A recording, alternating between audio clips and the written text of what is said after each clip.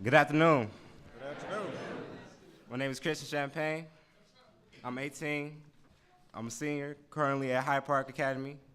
I've been in youth guidance, BAM, at Hyde Park for 2 years under the direction of Marshawn Bacon. I have lived with my mother, and my older sister is in college. I enjoy working as a referee for high school basketball games, but not as much as I love baseball. I'm an avid baseball player and a huge fan of the Chicago White Sox. That's right. My neighborhood is tough.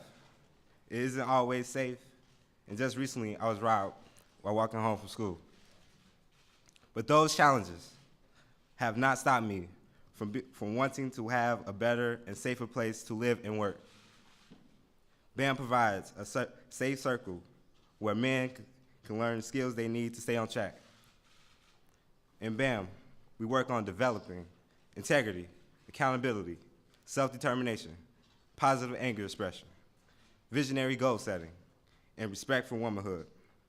In the circle, we support each other, but we also challenge each other to live up to these values in school, home, and in the community.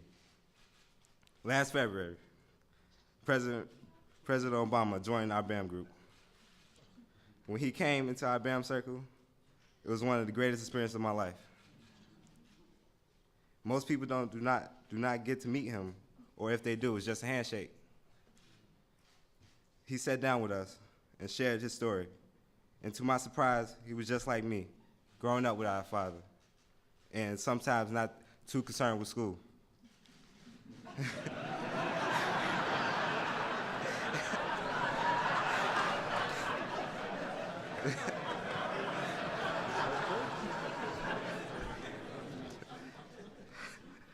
I have always been a decent student, but I struggle with believing in myself. In BAM, I've been challenged to see a brighter future for myself, and meeting with the president has helped me to see incredible potential in all of us in BAM. The experience and the trip to White House in June for Father's Day inspired me to see my future is only limited by my own vision of it. I stopped being nonchalant. I started caring about my grades and the difference between an A and a B. I started demanding more out of myself. I know excellence is possible, and I need to strive for that. Although sports are important to me, I focus on my GPA, and I will get it back to a 3.8.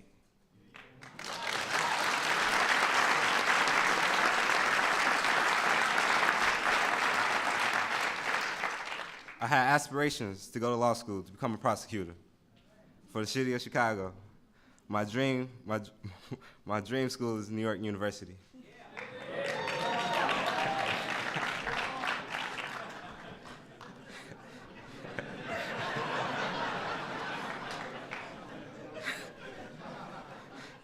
Being in BAM and meeting the president opened up new doors for me. It gave me a new outlook on life. It gave me more ambition and drive to accomplish my dreams. Meeting the president and having him tell me that my life now is not different from the way his was made me realize I have potential too. So through his eyes, I've been able to see that potential in me and everyone in this room. Ladies and gentlemen, I now have the honor of introducing you to the President of the United States.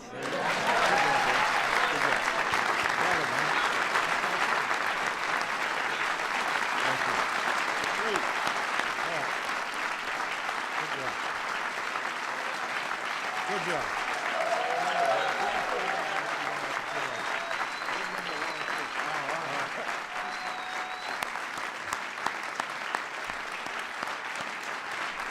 All right. Thank you. Everybody, please have a seat. Well, good afternoon, everybody. Welcome to the White House, and thank you, Christian, for that outstanding introduction. And thank you for cheering for the White Sox, which is the right thing to do. Like your parents and your teachers, I could not be prouder of you. I could not be prouder of the other young men who are here today. But just so we're clear, you're only excused for one day of school. and I'm assuming you've got your assignments with you so that you can catch up, perhaps even on the flight back. As Christian mentioned, I first met Christian about a year ago. I visited the Hyde Park Academy in Chicago, which is only about a mile from my house. And Christian was part of this program called Becoming a Man. It was a program that Mayor Rahm Emanuel introduced to me. And it helps young men who show a lot of potential but may have gotten in some trouble to stay on the right path. They get help with schoolwork, but they also learn life skills, like how to be a responsible citizen and how to deal with life's challenges and how to manage frustrations in a constructive way and how to set goals for themselves. And it works. One study found that among young men who participate in the BAM program, arrests for violent crimes dropped 44%. And they were more likely to graduate from high school.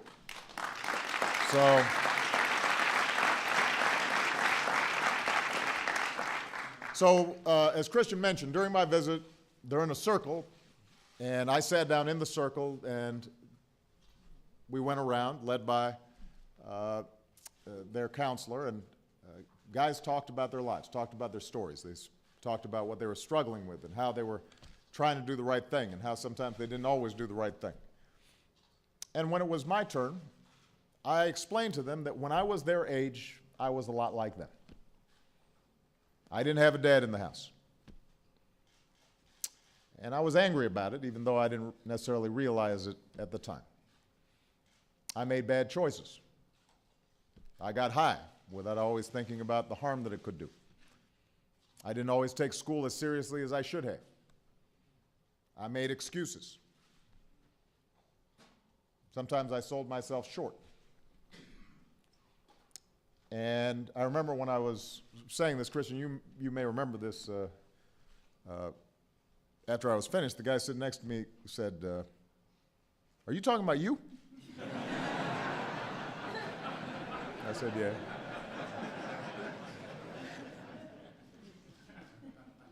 And the point was I could see myself in these young men. And the only difference is that I grew up in an environment that was a little bit more forgiving. So when I made a mistake, the consequences were not as severe. I had people who encouraged me, not just my mom and grandparents, but wonderful teachers and community leaders.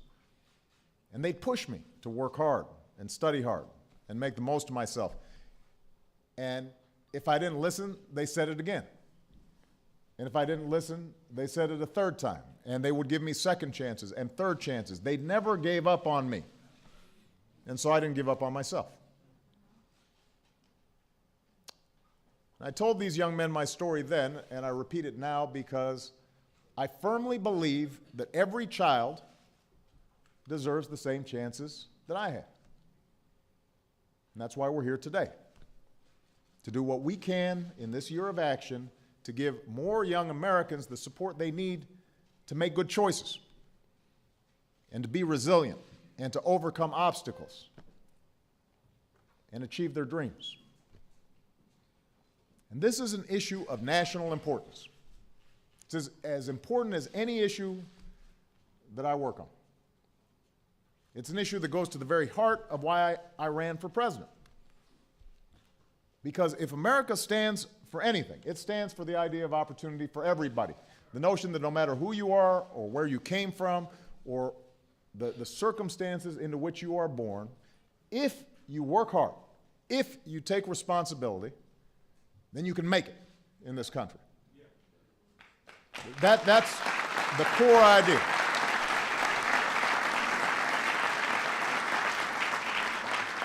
And that's the idea behind everything that I'll do this year and for the rest of my presidency. Because at a time when the economy is growing, we've got to make sure that every American shares in that growth, not just a few. And that means guaranteeing every child in America has access to a world-class education. It means creating more jobs and empowering more workers with the skills they need to do those jobs. It means making sure that hard work pays off with wages you can live on and savings you can retire on and health care that you can count on. It means building more ladders of opportunity into the middle class for anybody who's willing to work hard to climb them. Those are national issues. They have an impact on everybody. And the problem of stagnant wages and economic insecurity and stalled mobility are issues that affect all demographic groups all across the country. My administration's policies, from early childhood education to job training to minimum wages, are designed to give a hand up to everybody, every child, every American willing to work hard and take responsibility for their own success. That's the larger agenda. But the plain fact is, there are some Americans who, in the aggregate, are consistently doing worse in our society. Groups that have had the odds stacked against them in unique ways that require unique solutions. Groups who've seen fewer opportunities that have spanned generations. And by almost every measure, the group that is facing some of the most severe challenges in the 21st century, in this country, are boys and young men of color. Now, to say this is not to deny the enormous strides we've made in closing the opportunity gaps that marred our history for so long. My presence is a testimony to that progress. Across this country, in government, in business, in our military, in communities, in every state, we see extraordinary examples of African American and Latino men who are standing tall and leading and building businesses and making our country stronger. Some of those role models who have defied the odds are with us here today. You know, the Magic Johnsons or the Colin Powells, who are doing extraordinary things. The Anthony Foxes. Anthony, yesterday, he and I were talking about how both of us never knew our dads. And shared that sense of both how hard that had been, but also how that had driven us to succeed in many ways. So there are examples of extraordinary achievement. We all know that. We don't need to stereotype and pretend that there's only dysfunction out there. But 50 years after Dr. King talked about his dream for America's children, the stubborn fact is that the life chances of the average black or brown child in this country lags behind by almost every measure and is worse for boys and young men. If you're African American, there's about 1 in 2 chance you grow up without a father in your house. 1 in 2. If you're Latino, you have about 1 in 4 chance. We know that boys who grow up without a father are more likely to be poor, more likely to underperform in school. As a black student, you are far less likely than a white student to be able to read proficiently by the time you are in 4th grade. By the time you reach high school, you're far more likely to have been suspended or expelled. There's a higher chance you end up in the criminal justice system, and a far higher chance that you are the victim of a violent crime. Fewer young black and Latino men participate in the labor force compared to young white men. And all of this translates into higher unemployment rates and poverty rates as adults.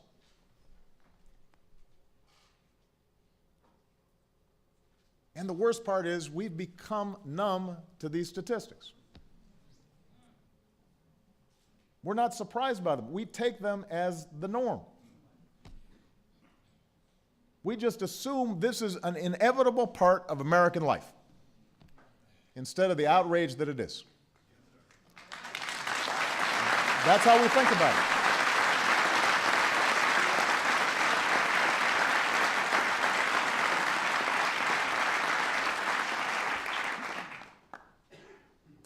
It's like a cultural backdrop for us in movies and television. We just assume, of course, it's going to be like that. But these statistics should break our hearts, and they should compel us to act. You know, Michelle and I are blessed with 2 beautiful daughters. We don't have a son. But I know if I had a son, on the day he was born, I would have felt everything I felt with Belia and Sasha, the awe, the gratitude, the overwhelming sense of responsibility to do everything in my power to protect that amazing new life from this big world out there. And just as our daughters are growing up into wonderful, beautiful young women, I'd want my son to feel a sense of boundless possibility. And I'd want him to have independence and confidence. And I'd want him to have empathy and compassion. I'd want him to have a sense of diligence and commitment and a respect for others and himself, the tools that he'd need to succeed. I don't have a son, but as parents, that's what we should want, not just for our children, but for all children. And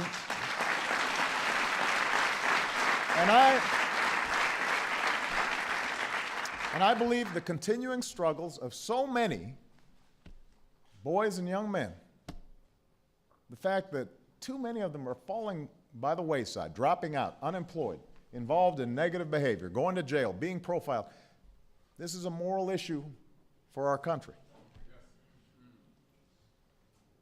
It's also an economic issue for our country. After all, these boys are a growing segment of our population. They are our future workforce. When generation after generation they lag behind, our economy suffers.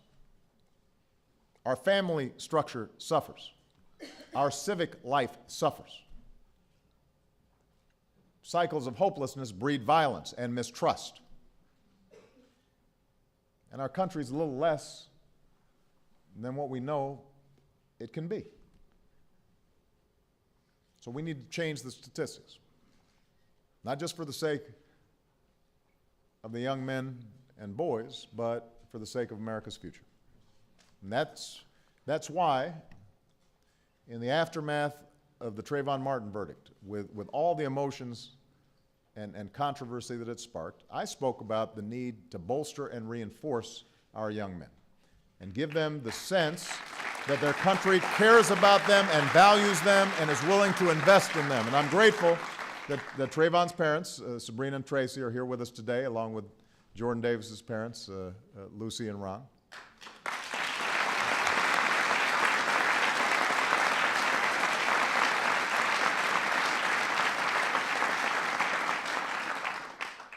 In my State of the Union address last month, I said I'd pick up the phone and reach out to Americans willing to help more young men of color facing especially tough odds to stay on track and reach their full potential so America can reach its full potential. And that's what today is all about. After months of conversation with a wide range of people, we've pulled together private philanthropies and businesses, mayors, state and local leaders, faith leaders, nonprofits, all who are committed to creating more pathways to success. And we're committed to building on what works. And we call it My Brother's Keeper. Now, just to be clear, My Brother's Keeper is not some big new government program. In my State of the Union address, I outlined the work that needs to be done for broad-based economic growth and opportunity for all Americans. Manufacturing hubs, infrastructure spending. I've been traveling around the country for the last several weeks talking about what we need to do to grow the economy and expand opportunity for everybody. And in the absence of some of those macroeconomic policies that create more good jobs and restore middle-class security, it's going to be harder for everyone to make progress. And for the last 4 years, we've been working through initiatives like Promise Zones to help break down the structural barriers from lack of transportation to substandard schools that afflict some of this country's most impoverished counties. And we'll continue to promote these efforts in urban and rural counties alike.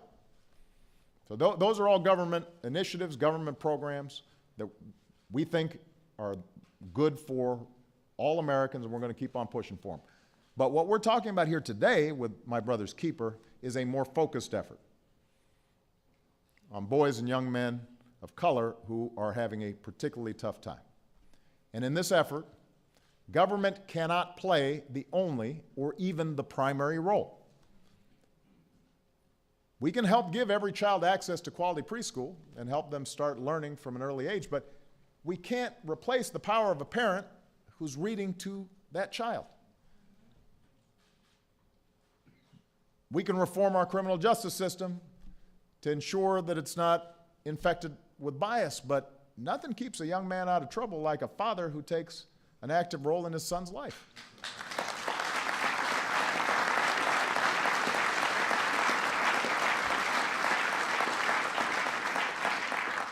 In other words, broadening the horizons for our young men and giving them the tools they need to succeed will require a sustained effort from all of us.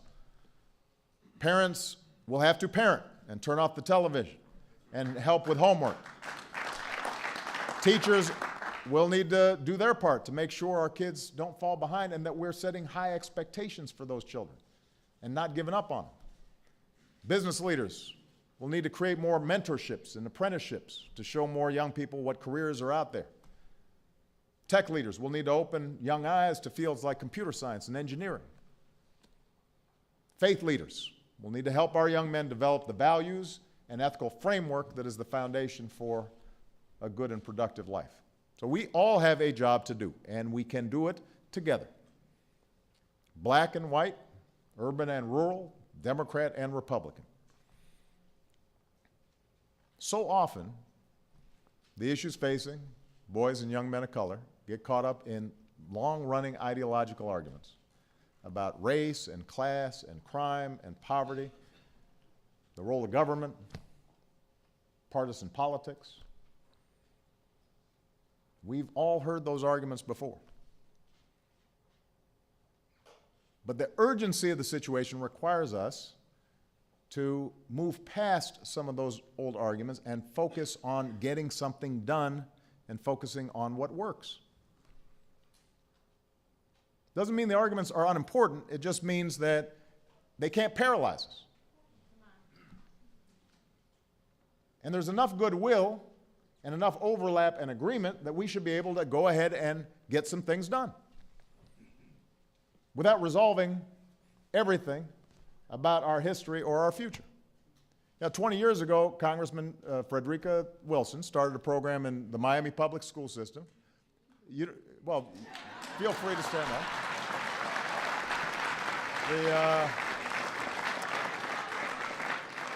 To help young boys at risk of dropping out of school.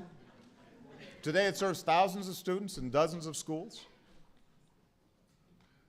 As mayor of New York, Mayor Bloomberg, Michael Bloomberg, who's here today, started a Young Men's Initiative for African American and Latino boys because he understood that in order for America to compete, we need to make it easier for all our young people to do better in the classroom and find a job once they graduate.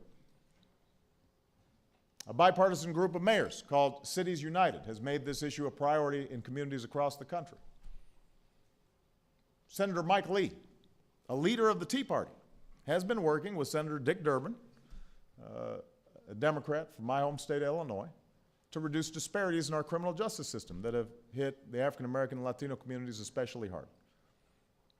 So I want to thank everybody who's been doing incredible work. Many of the people who are here today, including members of Congress, who have been focused on this and are moving the needle in their communities and around the country. They understand that giving every young person who's willing to work hard a shot at opportunity should not be a partisan issue. Yes, we need to train our workers, invest in our schools, make college more affordable, and government has a role to play. And yes, we need to encourage fathers to stick around and remove the barriers to marriage and talk openly about things like responsibility and faith and community. In the words of Dr. King, it is not either or, it is both and. And you know, if I can persuade, Sharpton and O'Reilly to be in the same meeting, then it means that they're people of good faith who want to get some stuff done, even if we don't agree on everything. And that's our focus. While there may not be much of an appetite in Congress for sweeping new programs or major new initiatives right now, we all know we can't wait. And so the good news is, folks in the private sector who know how important boosting the achievement of young men of color is to this country, they are ready to step up. Today, I'm pleased to announce that some of the most forward-looking foundations in America are looking to invest at least $200 million over the next 5 years, on top of the $150 million that they've already invested, to test which strategies are working for our kids and expand them in cities across the country.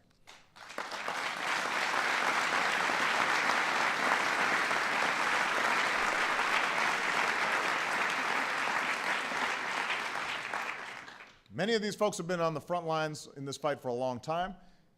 What's more, they're joined by business leaders, corporate leaders, entrepreneurs who are stepping forward to support this effort as well. And my administration is going to do its part.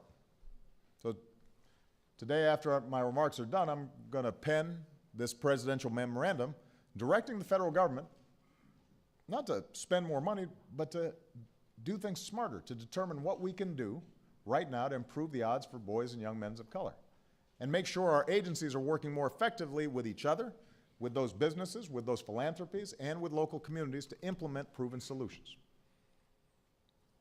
And part of what makes this initiative so promising is that we actually know what works.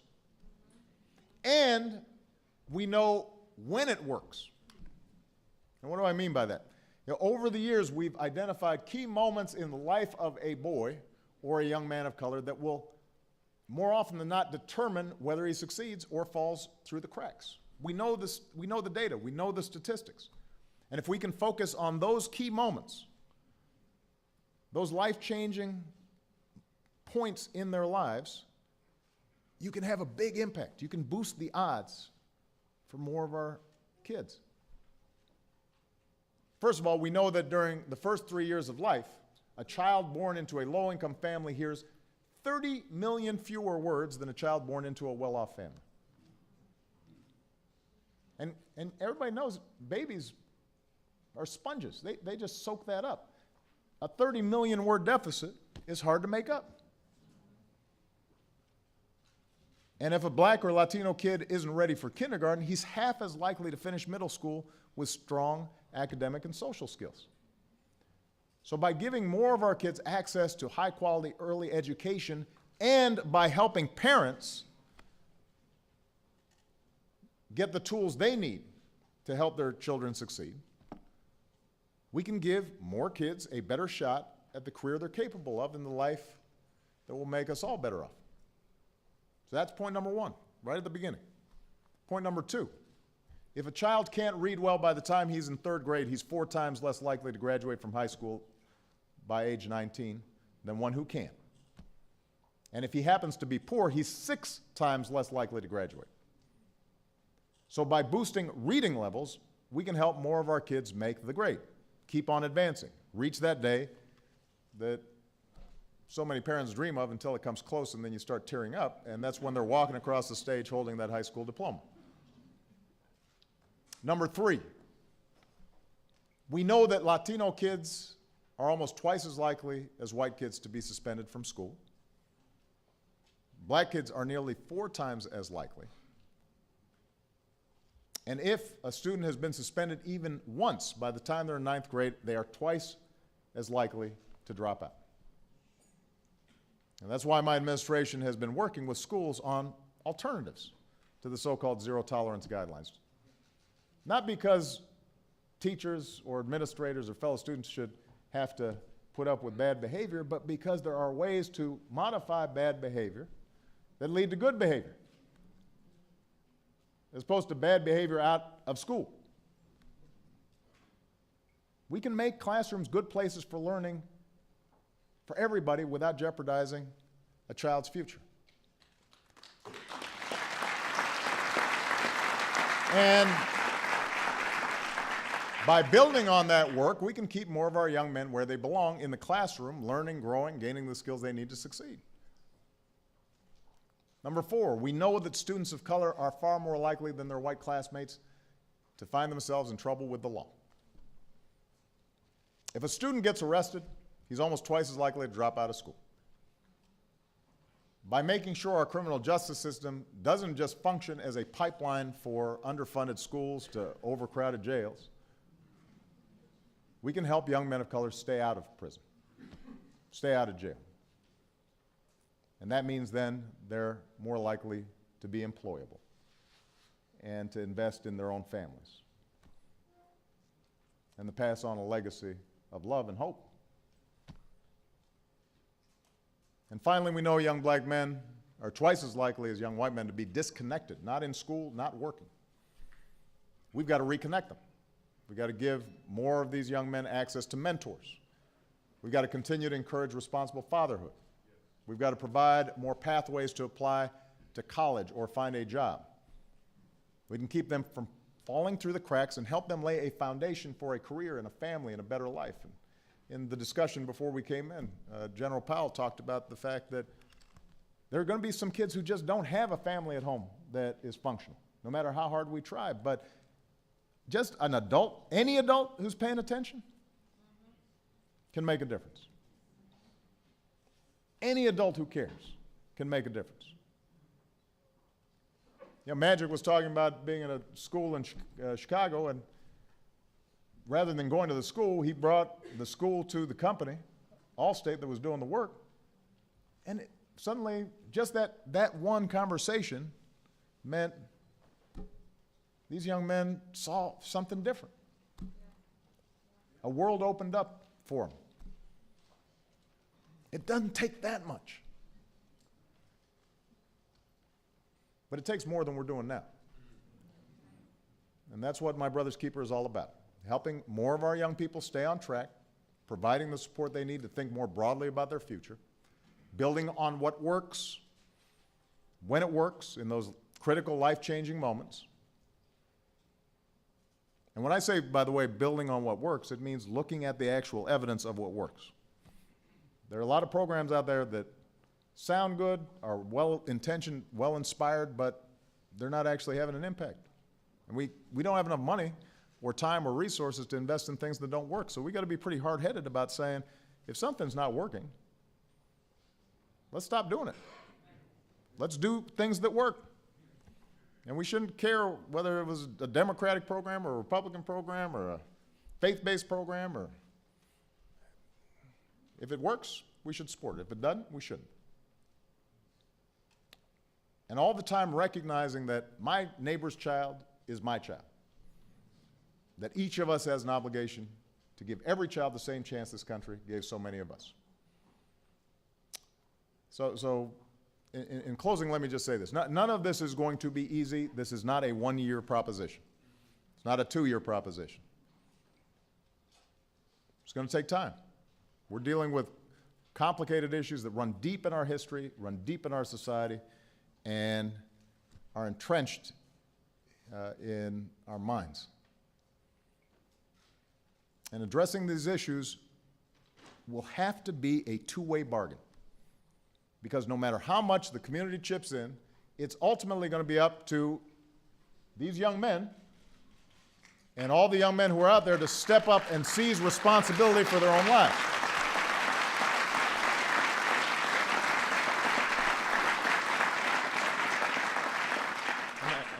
And that's why I want to close by speaking directly to the young men who are here today and all the boys and young men who are watching at home. Part of my message, part of our message in this initiative is no excuses. Government and private sector and philanthropy and all the faith communities, we all have a responsibility to help provide you the tools you need. We've got to help you knock down some of the barriers that you experience. That's what we're here for. But you've got responsibilities too. And I know you can meet the challenge, many of you already are, if you make the effort. It may be hard, but you will have to reject the cynicism that says the circumstances of your birth or society's lingering injustices necessarily define you and your future. It will take courage, but you will have to tune out the naysayers who say the deck is stacked against you. You might as well just give up or settle into the stereotype.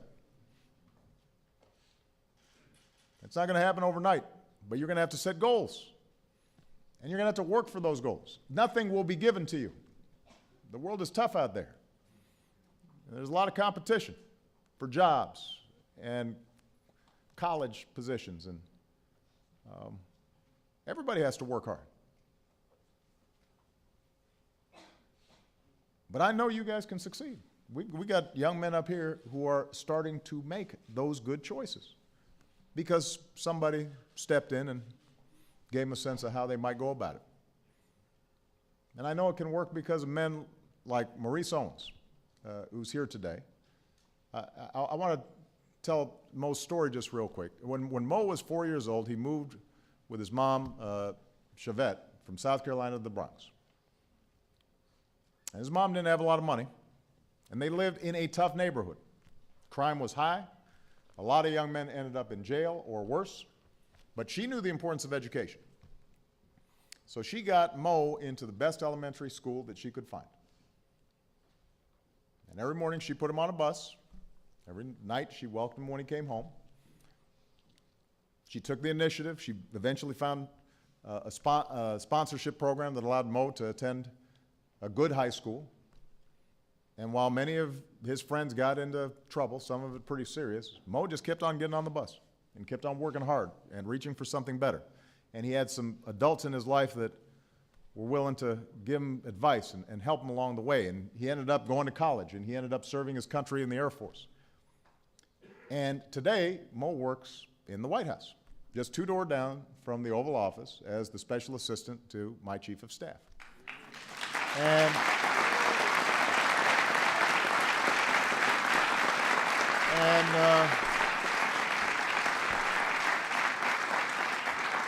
you know, and Mo never misses a chance to tell kids who grew up just like he did that if he can make it, they can too. Mo and his mom are here today, so I want to thank them both for this incredible experience. Stand up, Mo, and show off your mom there. Good job, Mo.